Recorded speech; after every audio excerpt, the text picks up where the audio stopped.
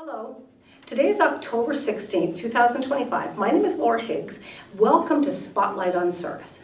Today I have with me two guests, Shauna Dueck and Dallas Lockhart, who are here to talk to us about their therapy dogs. Welcome, folks. Thank you. Appreciate you coming in. So, could you tell me, what is a therapy dog? A therapy dog basically is a dog that goes around into seniors' homes, hospitals, nursing care homes and that, to visit people and sort of put a smile on their face. Okay. Yeah. Okay. So it just brings some, well, actually, I've worked in a nursing home many, many years through my career, and when animals came in and babies came in, it always seemed to light them up. So Absolutely. I can see where that would be considered a therapy dog. How long does it take to become a therapy team? A lot of it is more the paperwork. You do have to go through like an assessment with your dog on behavior and if he reacts around other dogs and stuff. It's like when Dallas came in, she actually reacted and she's never reacted before. Yeah. Yeah. Well, it's to another dog. a unique situation. Yeah, as yeah, well. and she is just new. We okay. haven't been doing this very long at all. Okay, so she's on the learning curve. Yes. And your dog? This is Marshall. He's a 6-year-old male Shih Tzu, and we've been not quite 2 years doing therapy dog work. I think we're about 124, 125 visits in. Wow. And majority of those are personal care homes. Yeah. Yeah, so Yeah, we do a lot of visits there. Like I said, they Yeah. love it there. They Yeah, absolutely you know love it there. So can just any person be a therapy dog handler, or? Theoretically, yes. Okay. But as it was alluded to earlier, there is an assessment period or portion of the application process, and it's for the dog and for the handler and for the team. So if somebody's had a dog for 4 years and decides they want to go through that process, they still can? Yeah, absolutely, and that's exactly what happened with Marshall and I, is that there was an event in our life that prompted us to look at becoming a therapy dog team.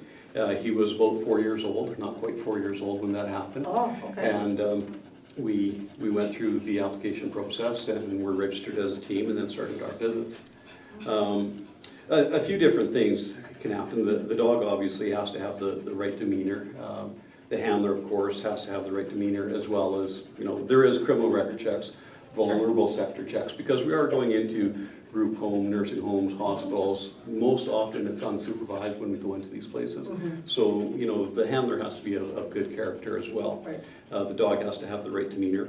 There is a preference that your dog goes through a training program called the Good Neighbor Dog, which is an American Kennel Club program, just to make sure that they have the right disposition. And that gets them used to being around other dogs, being in strange situations, seeing how they are going to adapt to sudden sounds, for example, loud sounds, or people in wheelchairs, or just different scenarios that the average family dog probably doesn't come across. Right, right. Well, that's good. They're gone through that process to Right. make sure that Yeah. they will react correctly or stay calm during Yeah. those Yeah. change situations. Right.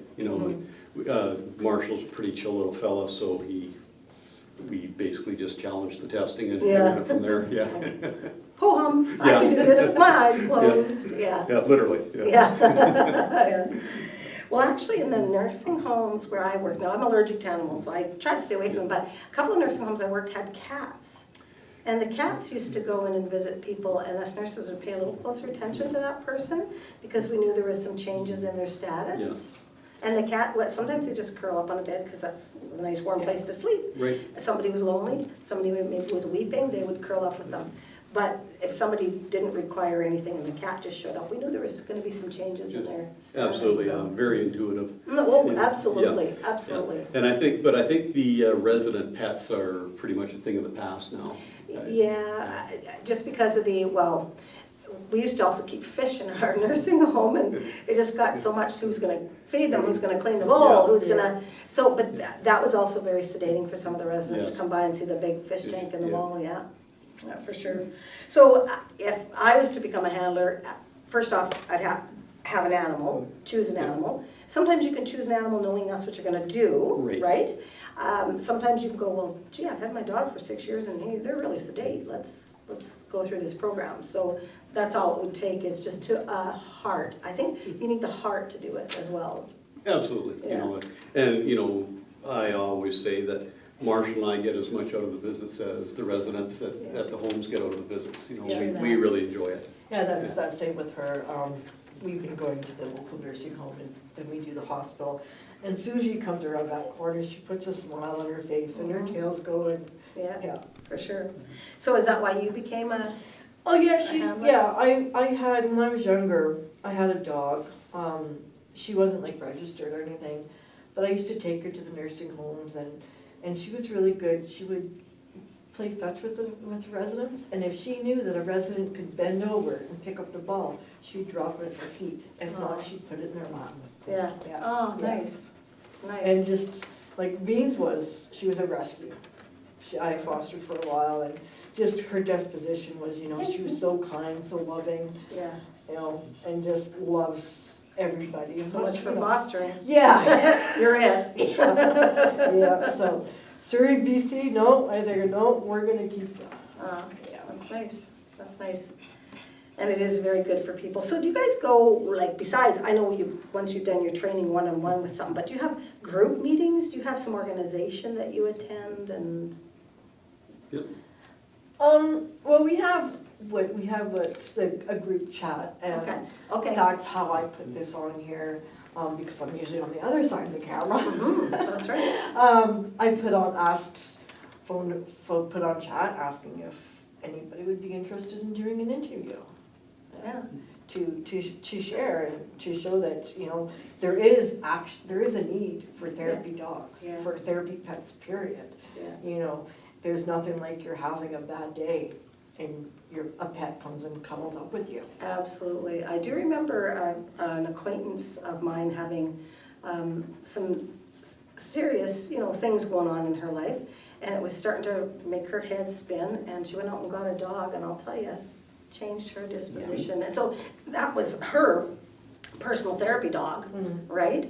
But it just gave her somebody to look after, somebody who looked after her and who was there when she had a down day. It really picked up her spirits. Yeah. So, okay, that's good. Is there anything else you guys would like to add to this interview that would help encourage people, or to tell people what they would maybe go through or understand? Is there any more information we need to share? Sure, I can speak to the overall organization that we have here. The umbrella organization is actually out of Wyoming in the U.S., the Alliance of Therapy Dogs.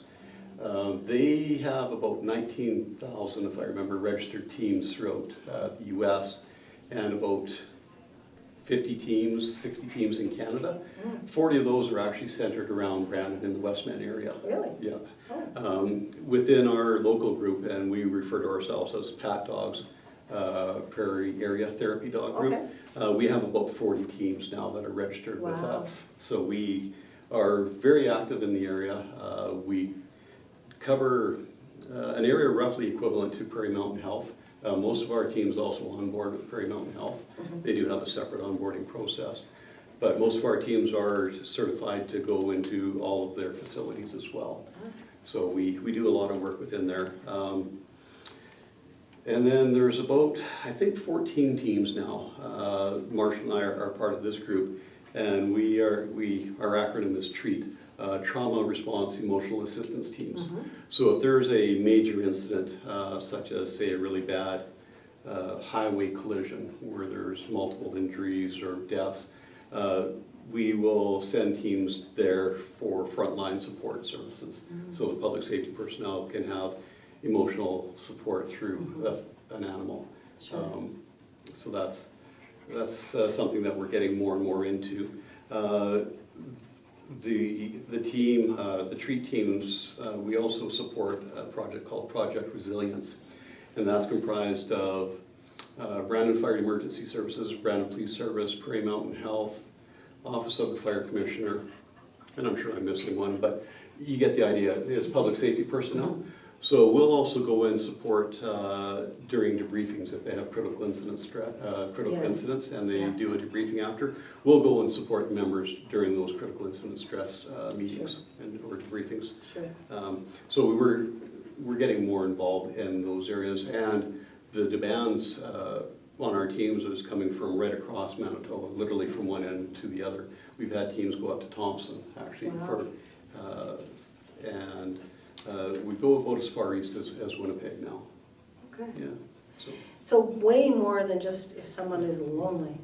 Yeah. Yeah. You know, way Yeah. more than that. But Certainly if you're going in as the treat, I mean, trauma, that is huge for people to Right. have somebody to talk to, and sometimes just an animal around just helps relieve some of those emotions. oh, yeah, absolutely. You know, and that is a different level of training. Just the basic introduction was a 3-day course that Yeah, Marcia and I were I at, bet. and then there's ongoing training with that all the teams are involved in.